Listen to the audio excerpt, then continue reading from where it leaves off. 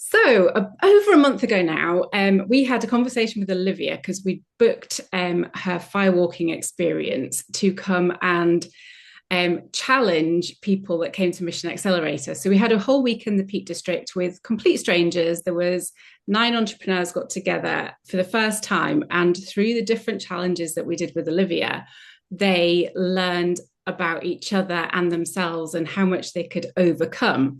And two of those things were the arrow break and the firewalk. So we had considered doing the arrow break on our own.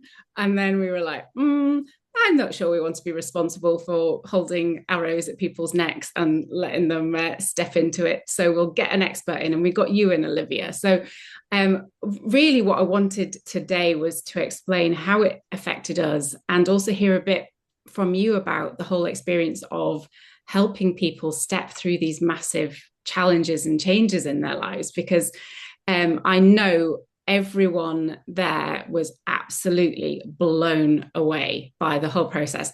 And half an hour before you arrived actually on site for the arrow break, so if nobody knows, you put the arrow, this pointy bit of the arrow here, you step forward, you break the arrow, and you've got all your beliefs and your kind of limiting things written on the arrow.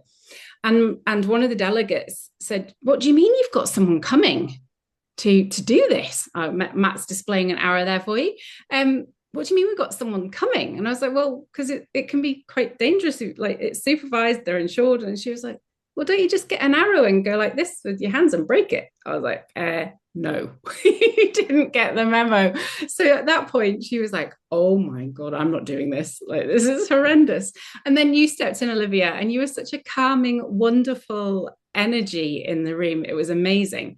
So I want to hear a little bit about what you experienced when you came into our room, but generally just about the arrow break and that part of it first, and why it's so impactful for people. So first of all, we came to the lovely location, and when we walked into there, we were just wow. The ambience, the lighting, the energy in the room. I think we'd caught you just after dinner, and everyone was just in lovely conversation. So as we walked in, we could feel that it was a beautiful space to do it. We'd just driven, so we, went to the bathroom, went in the kitchen. We were instantly offered food, drinks, and it felt really looked after. And we tend to not eat before an event, that we're in preparation mode and the adrenaline's there. So I think we just had a drink and then set ourselves up in that beautiful lounge space, which was perfectly laid out really for delivery, with everyone in a circle around the workshop. And for us, the people there were phenomenal. Quite often we'll have more challenges of people wanting to break through it, or they will need much more support. And everybody there, after the initial hesitation and reluctance, stepped in and supported each other and broke through arrows. And you even had one guy breaking 4 arrows with, like, they were matchsticks. It was wonderful to witness, and it was also wonderful to witness the vulnerability as people shared things that were going on in their life at the time, and what it meant for them to be able to break an arrow with the delicate part of their neck and step away from that experience, knowing that their voice is so powerful, that they can speak up for themselves, that they can ask for their needs to be met or ask for support, and also to release things that are holding them back from bringing all that they can to their life and their businesses. You won't have realized, Olivia, but one of our delegates from that moment, and then from to doing the firewalk, their voice increased in volume by at least 3 or 4 times. It was amazing. Like, from that first arrow break. So we did the first one. So it was 1 arrow, and we broke that. And then you said, right, so you can either do 2 arrows or you can do one blindfolded. And we all went, well, can we do two blindfolded? Is that a normal response also? No, not at all. I've never had that either. You must have done so much preparation or with them beforehand because it was an either or, and they were like, "No, give it us all. We're going for this," and that was amazing. Them stepping forward with two arrows, and blindfolded to experience it without seeing it. Just phenomenal. But I've never had that before. That's hilarious. And my dad, who's like, he's going to be 79 in a couple of months, and he did it. He was really going for it. And Oh. it, there is something indescribable about doing it. The first time me and Matt ever did it, I was not happy at all about him doing it. I was fine about me doing it, but I wasn't happy about him doing it. And I really put a lot of mindset blocks in the way for him, and just having a few of us had done the arrow break before, but what they all said was your way of doing it was so lovely, and we felt safe and we felt held, and it wasn't less impactful and it wasn't less exciting. It just felt very safe and secure and as impactful, but just without all the kind of drama that we'd had in previous times of doing it. So that was really good too. Matt, how did you feel about that? Yeah, that was a key point I wanted to make today. Actually, was around the arrow break. Was that the reason we brought Olivia and her team in to do the arrow break is because Jenny and I had experienced it and had experienced the kind of mind breakthrough it gives you with another practitioner on another event that we had attended as delegates, but it was such a different experience, and it was. I can't tell you, Olivia and team, how much better yours was. The one that we did was, I mean, there was a lot of people that they had to deal with, but it was very simplified. And they spent all of the run up basically building everyone's fear. So that then the push through moment was much bigger. However, you guys, and we had spent the day all working on mindset all day. Jenny had been leading them through mindset all day. And they had really bonded as a team throughout the day. And then you guys came and continued our ethos without really us even discussing it between us, continued our ethos of doing things only from a positive perspective, like not building fear, building, positive bonds and reassurance and teamwork and support, and I felt that it was much more impactful that way, and such a much nicer process to go through. And I really loved one of the things we didn't get beforehand, and I wouldn't have known anything about, was the storytelling aspect you brought to it as well, like explaining to us that tribes around the globe have done this as a sort of rite of passage for centuries, and we didn't know that. We knew the transformation it brought to us from previous times. We didn't know any of the story around it, and it just made it so much more impactful and delightful experience to go through. So thank you. And what was also lovely is Jake makes a brilliant tree. Yeah, I wanted to hear from the tree and his perspective of the group and that process. Yeah, if Jake is able to hear and speak on, he made a brilliant tree, and when we'd done it before, we were trees, so we had to actually be the holders, and it's a terrifying position to be in. So I want to hear from Jake about how it was when you very, very first did it, and how, like, now I know it's, but what he experiences. Yep, sure. Yeah, it was a wonderful experience to do that workshop. With everyone. It was like the first initial point of contact and meeting everyone and sort of feeling the energies. And everyone just like almost did it with no resistance. They were ready to go. They absolutely believed in themselves and they smashed through it. Yeah. What's your thing that you most focus on when you're being the tree? Like what? Yes, so with the tree, I suppose it kind of helps that I'm quite tall and quite heavy, because it definitely helps to have a good stance and to hold your palm or hold the boards directly to your chest and sort of ground yourself in a power pose, so that if people push, you can kind of hold your ground and not be kind of pushed back.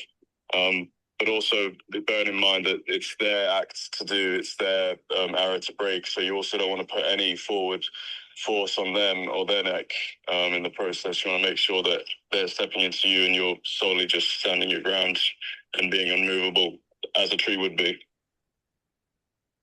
Well, you did a brilliant job of it, Jake. You did, and I want to tell you, all three of you, a little story that happened the day after. We went and did kind of the next level of overcome your fears and your limitations and things, and we took the group abseiling in the afternoon, and through that we did sort of 3 levels of abseil, and we had several people who were very scared of heights, really scared of heights, and one guy in particular, Jamie, I know he won't mind me telling this story, stepped towards the edge of the first one before he'd even been clipped in or anything, and he stepped forward and he turned to me and he said, Matt, I have never been this close to an edge ever in my life without absolutely freaking out. He said, but if I can break an arrow with my throat, I know I can do anything. And he went and he did the whole abseil. And in fact, a bit like you guys were saying, that the abseil team were absolutely blown away. The professional instructors there, they said, never has an entire group been through all 3 levels of the abseil without some serious coaching from them. And everyone, even the people who a day earlier would never have done that, having been through the process with you guys in the evening, and the arrow break, were able to step forward and take on the next challenge with so much more ease. It was incredible to see. Oh, that's brilliant. They were a special group with a lovely energy between them all. Do you often hear back from people after the event? Because this is exactly 4 weeks since the Firewalk, which we'll get on to in a minute. But because we specifically asked you for this as like a debrief and to have a before and after recording of how we felt before, because we've done that, and how we felt after. Do you get that often with people? So again, you're the first. Oh, we love being the first. Love being first, yeah. Yeah, not to this level. So, for example, there'll be email feedback and reviews left on Google, and comments of thanks, like an initial exchange. But I think to have this opportunity to reflect and connect and build upon is fantastic. With also having all the team here that were involved in the experiences is lovely to, and also to celebrate the achievements of what you've witnessed in the transformation and the way you structured the days to build up and build up and build up with the finale of the Firewalk. It brings such joy to the work that we do, hearing about it, and gratitude for being involved in what you're creating. So thank you. No, it's awesome. And it was so carefully curated. We could have done any of what we did across the whole week in any order. They all stand alone. But in the process that we did, it made so much cohesive sense. So we did the mindset day, and then we did the arrow break. We did operational excellence, and without even really knowing it, we then did the abseil, which required a lot of operational excellence. You had to tie the rope in a certain way, you had to hold it in a certain way, you had to follow through instructions, which is what we'd been working on in the strategy during the morning, was how we operate with excellence. And that's what we did as a team with the abseil. And then on the final day, it was a mix of everything, plus some open coaching and people bringing the stuff we hadn't maybe quite resolved to us individually. So to finish that all off with like the drums, and we're going to bring Grainer in now, but the drums and the atmosphere. And it was so interesting because we'd obviously had you and Jake, Olivia on the arrow break, and then we knew we were getting someone else on the final day, and you wonder how is that going to work dynamics, because we had known you for that time. But Grainer walked in with her amazing energy too, because you've got such a brilliant team, and Jake was there, and we just all kind of embraced your different energy, Grainer, and what you brought to the group, and it was so lovely.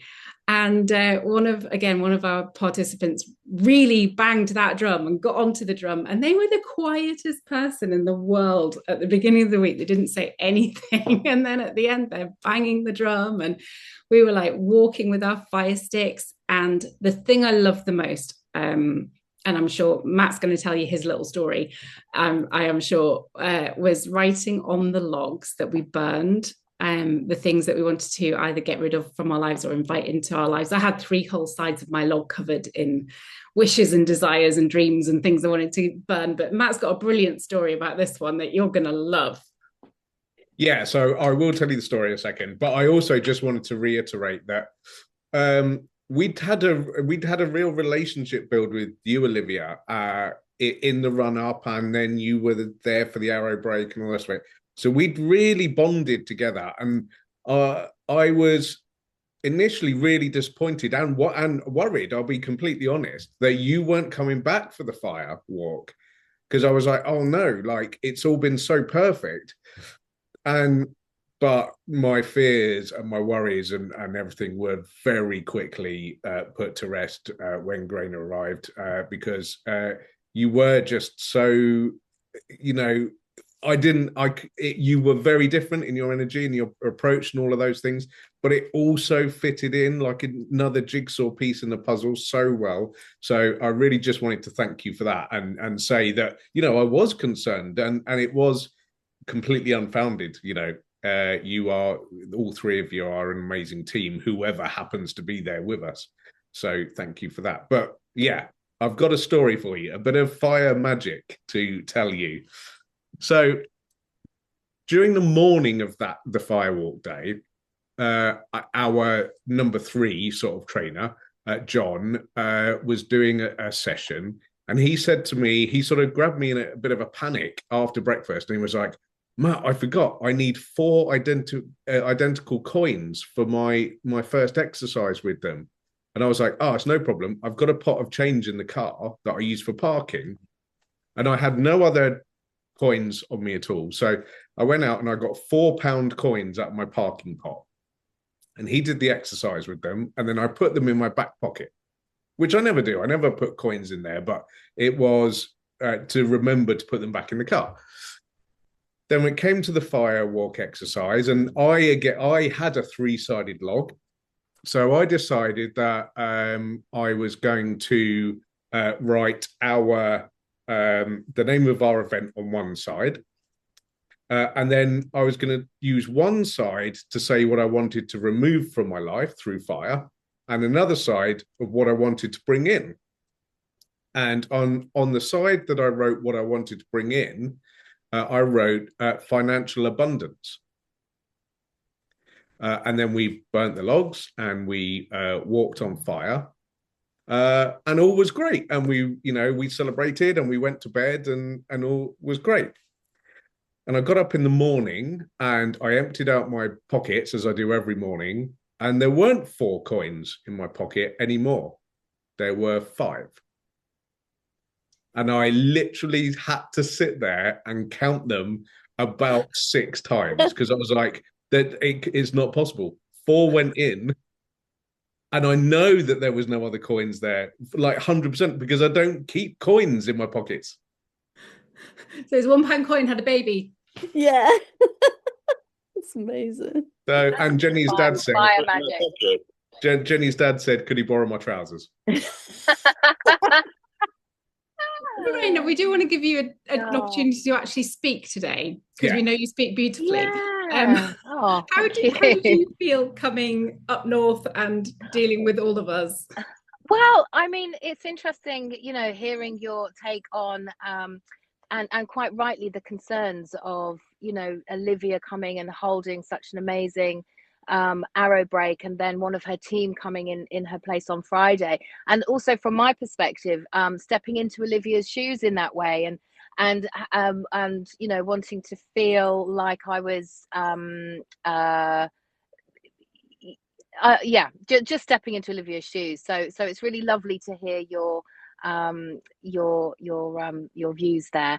And actually, upon arrival, it was just so lovely to be welcomed by such an amazing team.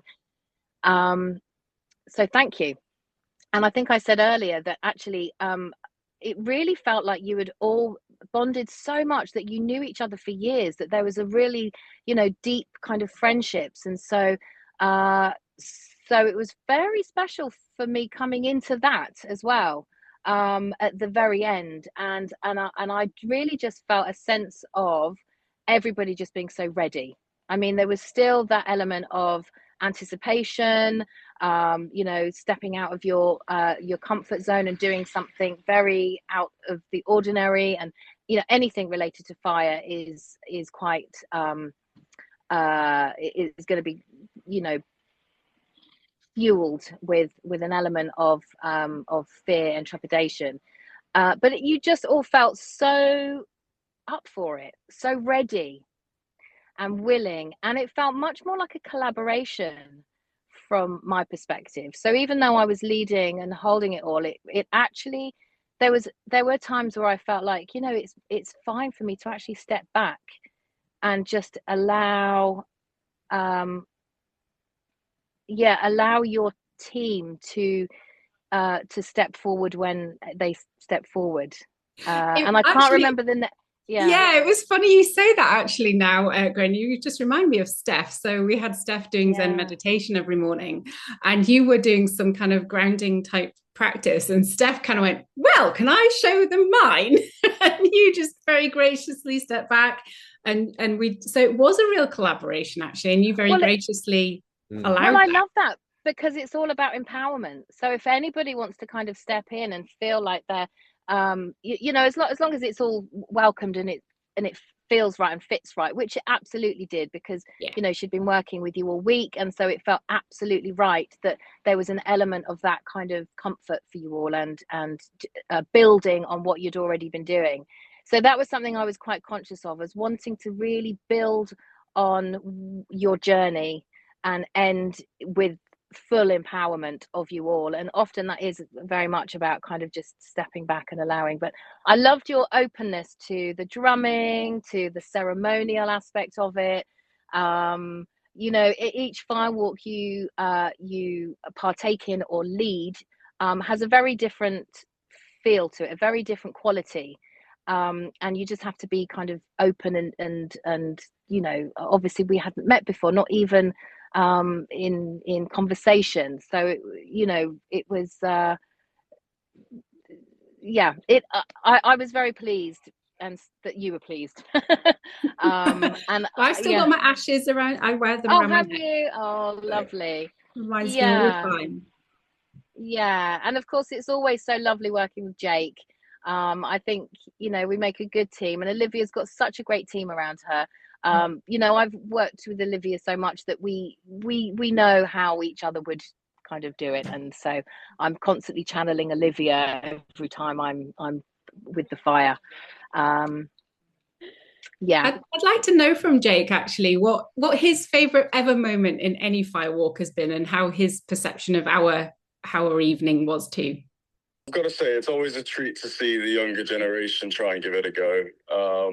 And, I've been lucky enough to do it at a few festivals where you see like some young children just rearing to go over the fire, following their parents' example. And just seeing that it really is a mind over body experience. It's not, you don't have to be as hard as nails to do it. You've just got to believe in yourself and get that right mindset. So it's really hard to give a favorite, as every situation with every single person I've done it with has been really beautiful and unique. But I really loved the energy of this group this time, purely because they were all so present and also excited. It was really excitable moment for everyone. I could see that everyone was really loving being around the flames and seeing the fire be lit initially, all the way down to going across the fire when multiple people went up multiple times over the fire, which is always lovely to see as well, because it just shows that it's not just once for the Instagram. It's a few times really to get into that mindset and to to prove to themselves that they really are unstoppable. Olivia again may or may not know this, but she'd only know it from reading it. Was my mum wasn't going to walk on the fire at all, and my dad had said, "You're not walking on the fire," because her walking's quite like unstable sometimes. And again, she's in her mid to late 70s, and we all did it, and she was like, "Hold my beer, I'm walking on the fire." And we've got the video of her walking on the fire, and the look on her face after that, I have never seen her look so happy in a long time. It was absolutely amazing. It's the most joy I've seen in her face for years. Oh, I've got tingles now. That's so beautiful. And that is like the most precious video I own, I think, of my mum. It was just like hilarious, because from the whole week, I'm not doing the fight, I'm not doing it, I'm not doing it, I'm not doing it, to right, I'm doing it. Nothing was going to stop her at that point. And it was really funny. She was playing with the torch afterwards as well, like really immersing into the fire was really beautiful to see. Do you know, afterwards though, she said to me about a week later, she said, "You know, I think me and my friends used to do that, like walk on fire all the time as kids."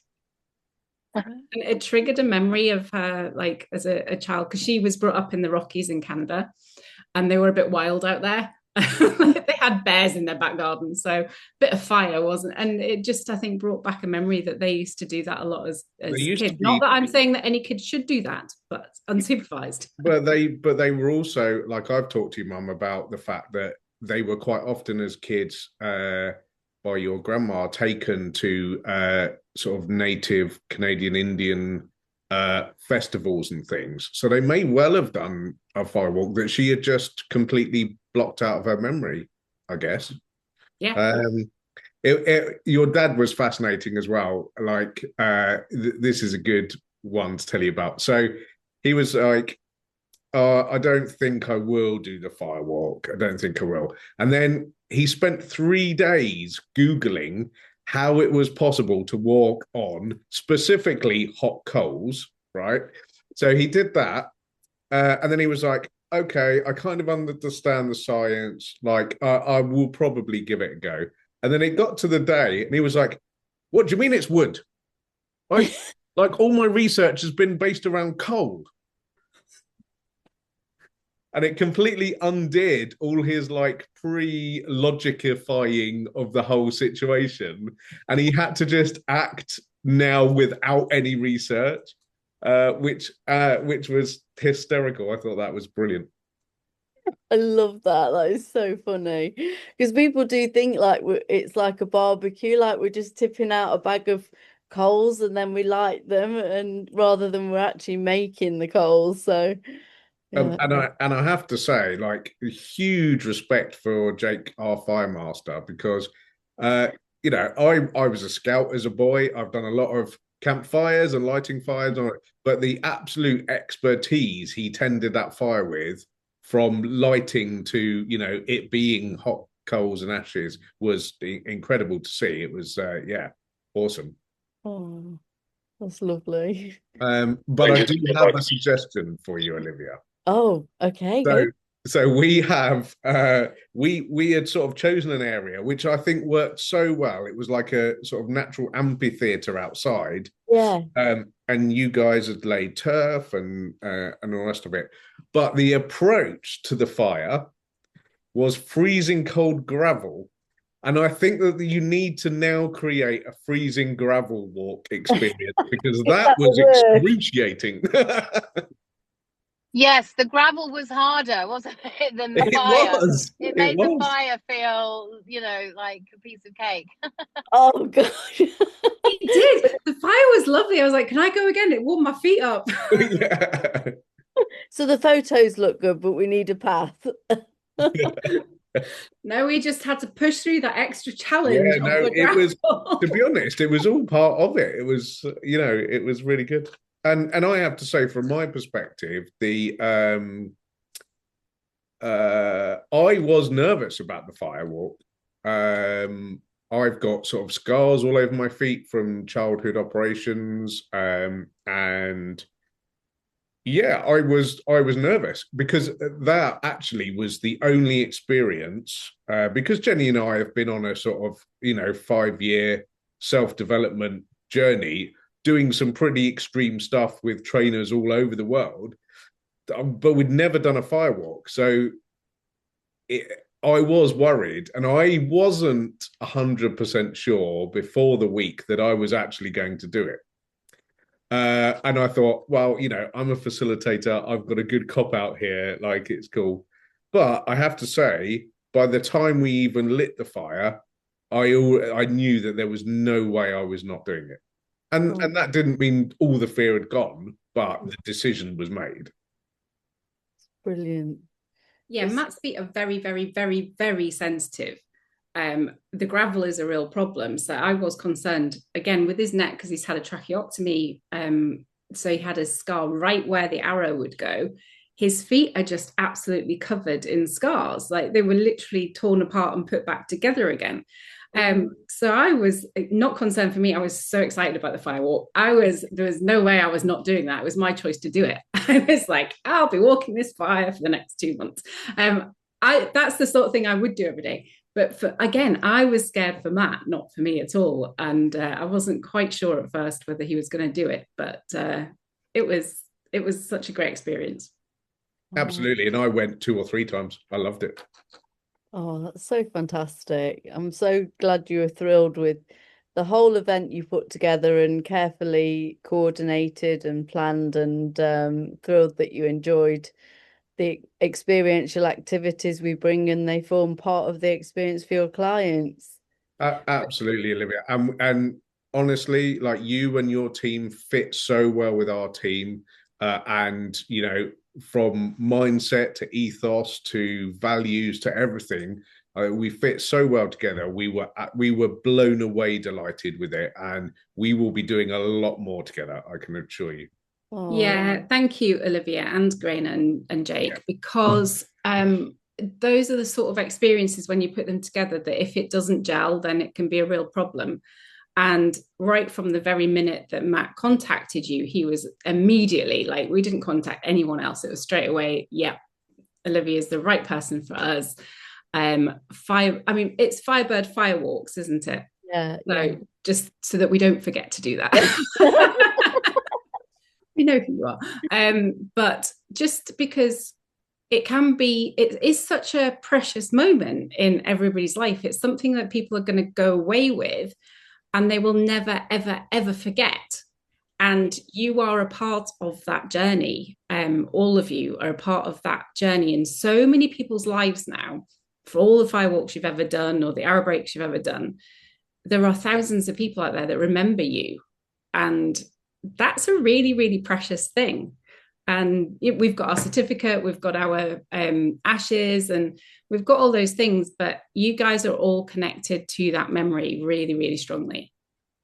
Oh, what an honor. Thank you so much. And thank you for my team, because, to have that trust in your team and their understanding that this isn't a business that's a firewalk in a box and you just pull it out and you deliver the same thing and you pack it up and you go away. Their energy is what creates it, and each firewalk we deliver, I think Grain or Jake said this earlier, it's unique to each event, because we're all unique and we all bring different energies to it. So I'm thrilled that you loved the experiences. So we are going to do we've got a wait list open for another Mission Accelerator next year. So we will contact you about that. And anybody who wants to come and experience what we do alongside what Olivia and the team do, join the wait list, because it's just head to missionaccelerator.co.uk and get yourself on the list. There's free bonuses and sort of extra content for people sat on the wait list. And we'll be running the next event soon. Brilliant. We'll look out for it. Thank you so much, and see you next year.